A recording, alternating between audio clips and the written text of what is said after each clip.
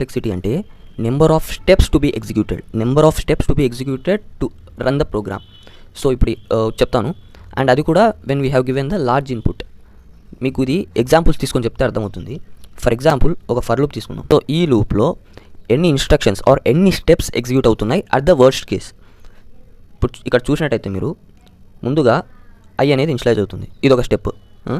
Next ఈ condition ఇది check చేసుకుంటుంది, అంటే ఐ అనేది లెస్ దాన్ ఎన్నా కదా అని, ఇది ఒక స్టెప్. తర్వాత ఏం చేస్తుంది, దీన్ని ప్రింట్ చేస్తుంది, ఇది ఒక స్టెప్. తర్వాత మళ్ళీ ఇంక్రిమెంట్ చేస్తుంది. సో మళ్ళీ ఇక్కడ చెక్ చేసుకుంటుంది, ప్రింట్ చేస్తుంది, ఇంక్రిమెంట్ చేస్తుంది. సో ఈ త్రీ స్టెప్స్ అనేటివి మనకి ఎన్ టైమ్స్ అవుతాయి అనమాట. సో ఇప్పుడు ఫర్ ఎగ్జాంపుల్ ఇక్కడ n = 5 ఇచ్చారనుకోండి, మీకు ఏమవుతుంది, ఇక్కడ టైం కాంప్లెక్సిటీ వచ్చేసి 3 × 5 అవుతుంది.